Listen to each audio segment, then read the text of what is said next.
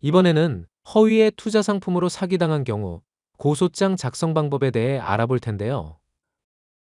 영상을 모두 시청하시면 사례를 통하여 마스터카드 투자 사기 수법은 어떻게 되는지, 법원에서 사기죄를 판단하는 기준은 무엇이며, 고소장의 필수 기재 사항은 무엇인지, 범죄 사실을 구체적으로 작성하는 방법과 사기를 입증하기 위한 증거 자료는 무엇인지 확인하여 고소장을 작성할 수 있습니다.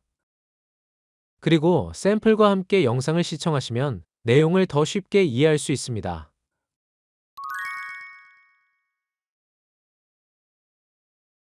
60대 남성 고모 씨는 정년퇴직 후 직장을 알아보기 위해 아파트 신축 공사 현장으로 경비원 면접을 보러 가는 중이었습니다. 고모 씨가 아파트 신축 공사 현장에 도착했을 때 공사 현장 옆에는 마스터카드 투자 설명회라는 커다란 현수막이 걸린 컨테이너가 설치되어 있었고, 사람들은 투자 설명 회장으로 줄지어 들어가고 있었습니다. 고모 씨는 잠시 설명만 들어볼 생각으로 배부하는 전단지를 받아 투자 설명 회장에 들어갔습니다. 곧이어 자신을 마스터카드 개발 연구소장이라고 소개하는 김모 씨가 나와 해당 마스터카드로만 구입이 가능한 비트코인을 구매하면 1년 후 구매금의 50%가 계좌로 입금되어 1,000만 원만 투자해도 1년 후에는 2배 이상의 수익을 볼 것이라고 설명하였습니다. 또한 곧 아시아를 대상으로 공급할 예정이기 때문에 전 세계인이 사용하는 카드가 될 것이고, 다음 주에는 두바이에서 세계 유명 인사들을 모시고 투자 컨벤션을 개최할 예정이므로 마스터카드가 상장되면 일반인은 투자를 하고 싶어도 못하기 때문에 좋은 기회라고 덧붙였는데요. 전 세계인이 사용하기 때문에 이 사업은 절대 망할 수가 없고, 또 세계 유명 인사들도 참여한다는 사실에 솔깃해진 고모 씨는 퇴직금으로 모아둔 1,000만 원을 투자하기로 결심하여 그 자리에서 투자 계약서를 작성하고 김모 씨가 알려준 계좌로 1,000만 원을 입금하였습니다. 하지만 다음날 문의사항이 생긴 고모 씨가 전단지에 기재된 연락처로 전화하자 없는 전화번호라는 멘트에 사기가 의심되어 김모 씨에게 투자를 철회하겠다는 문자를 보냈지만 아무런 연락도 닿지 않았는데요. 그제서야 고모 씨는 자신이 사기당한 사실을 깨닫고 피해금을 회복받기 위해 형사고소를 결심합니다.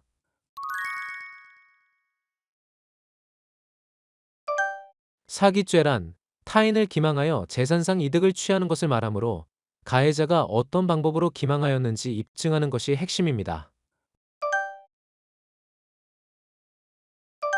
우리 대법원은 사기죄의 본질이 기망행위에 의한 재물이나 재산상 이익의 취득에 있으며, 기망은 상대방을 착오에 빠지게 하여 행위자가 희망하는 재산적 처분행위를 하게 하는 것이라고 판결하였습니다. 이번 사례에서 김 소장은 실제로 개발하지도 않은 마스터카드를 마치 실제하는 카드인 것처럼 투자 설명회에 모인 사람들을 기망하였습니다. 그리고 마스터카드로 비트코인을 구입하면 구매금의 50%가 수익금으로 통장에 입금되며 전 세계에 보급될 예정이므로 안정적이고 공신력 있는 카드라고 기망하여 투자금을 편취하였으므로 사기죄가 성립합니다. 따라서 이번 사례에서 김 소장이 처음부터 투자금을 고모 씨에게 제공할 의사와 능력이 없었음에도 1년 후에 투자금의 최소 2배 이상의 수익을 보장한다고 기망하여 금원을 편취한 사실을 입증하여야 사기죄로 처벌할 수 있습니다.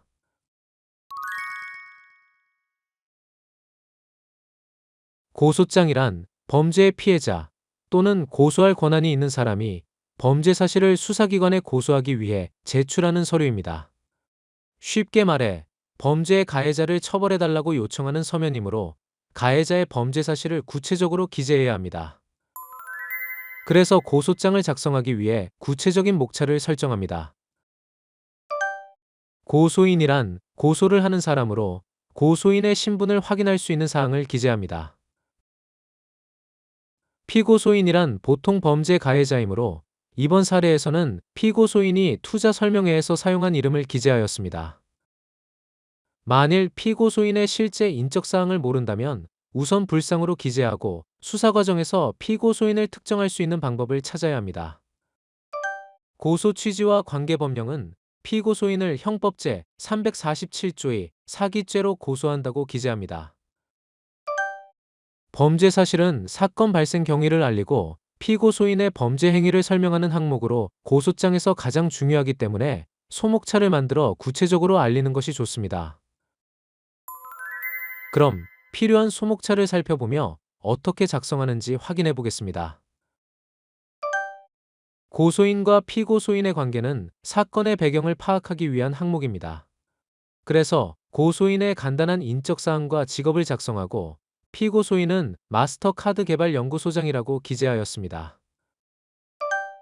이 사건의 경위는 사건이 발생한 일시와 장소, 그리고 피고소인이 어떤 방법으로 범죄 행위를 저질렀는지 구체적으로 작성하는 항목인데요.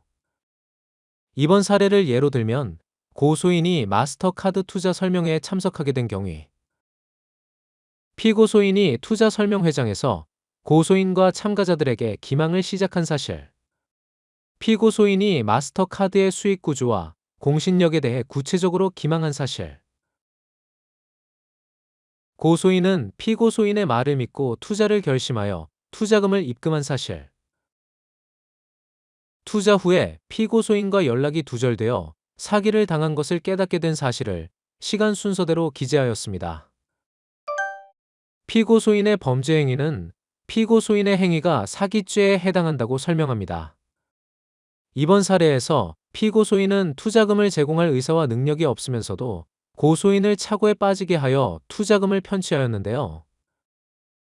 그래서 투자로 인해 수익을 얻을 수 있다고 한 것과 공신력에 대해 의심하지 않도록 허위 사실을 이야기한 행위는 모두 기망에 해당하기 때문에 고소인의 투자금을 취득한 것은 사기죄에 해당한다고 설명하였습니다. 그리고 사기죄와 기망 행위에 대한 대법원 판례를 함께 덧붙여 피고소인의 행위가 사기죄에 해당한다는 것을 더 강력하게 주장하였습니다. 고소인의 피해 상황은 피고소인의 범죄 행위로 인해 편취당한 금액을 기재하여 경제적 손해가 발생한 사실을 알렸습니다. 그리고 고소장에 기재한 내용 외에 억울한 사정을 탄원서에 기재하여 피해자의 억울한 상황을 알리고 피고소인의 엄벌을 구할 수 있습니다. 소결론에서는 고소인과 피고소인의 관계, 사건 발생 일시, 장소, 피고소인의 범죄 행위를 요약하여 기재합니다. 그리고 마지막 결론에서는 피고소인을 엄벌에 처해달라는 취지를 기재합니다. 증거자료는 피고소인의 범죄 사실을 입증하기 위하여 반드시 필요한 자료로 각자 상황에 맞는 자료를 수집하고 제출하는데요.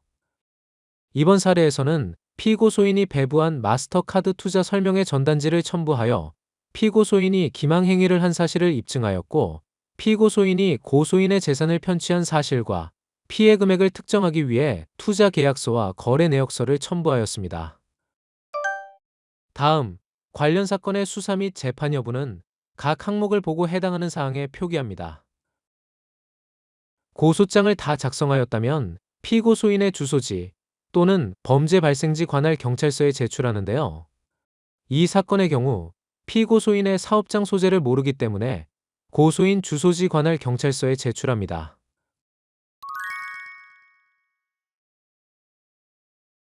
이번 영상에서는 허위 투자 상품으로 사기당한 경우 고소장 작성 방법에 대해 알아보았는데요. 사기죄 고소장은 피고소인이 고소인을 기망한 행위, 그리고 기망으로 인하여 고소인이 재산을 처분한 행위를 구체적으로 알리고 입증하는 것이 핵심입니다. 그럼 여러분들도 용기를 내어 고소장을 작성해 보세요.